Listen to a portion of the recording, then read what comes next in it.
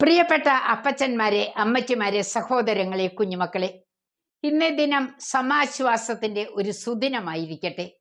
ഇന്നത്തെ തിരുവചനം യെശയ്യാ പ്രവചനം 53-ാം അധ്യായം 5-ാം തിരുവചനം. നമ്മുടെ അതിക്രമങ്ങൾക്ക് വേണ്ടി അവൻ മുറിവേൽപ്പിക്കപ്പെട്ടു, അകൃത്യങ്ങൾക്ക് വേണ്ടി ക്ഷതമേൽപ്പിക്കപ്പെട്ടു. സ്നേഹമുള്ളവരെ, ക്രൂശിതനായ യേശു ഇന്നും നമ്മുടെ മധ്യേ ജീവിക്കുന്നു എന്ന് തെളിയിക്കുന്ന ഒരു ജീവിതത്തിലേക്ക് കടന്നുയെല്ലാം 1962 മരിച്ച ജർമ്മൻകാരി തെരേസ ന്യൂമാൻ 20-ാം വയസ്സിലാണ് ഒരു വയലിലെ തീയണയ്ക്കാൻ തൊട്ടിയിൽ വെള്ളവുമായി പായുന്ന ആ വേളയിൽ വീണ് നട്ടലിന് ക്ഷതമേറ്റ് കാഴ്ച നഷ്ടപ്പെട്ട് 7 വർഷം തുടർന്ന് കിടപ്പിലായത്. എന്നാൽ 1925 വിശുദ്ധ കൊച്ചുരശ്ശിയുടെ മധ്യസ്ഥതയിൽ പരിപൂർണ സൗഖ്യം ലഭിച്ചു.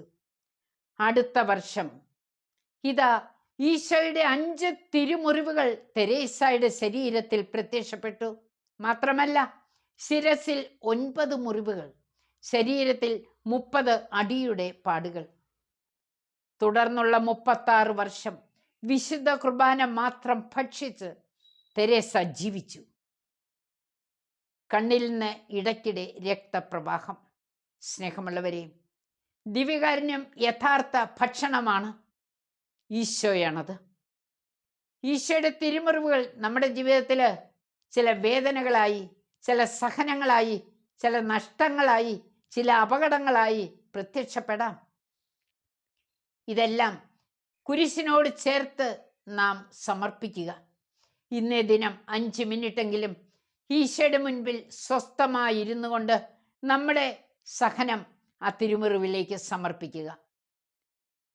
തുടർന്നുള്ള ദിനങ്ങളും ഉണരുമ്പോഴോ കിടക്കുന്നതിന് മുമ്പോ ഇടവേളയിലോ 5 മിനിറ്റ് ഈശോയ്ക്കുള്ളതായി മാറട്ടെ.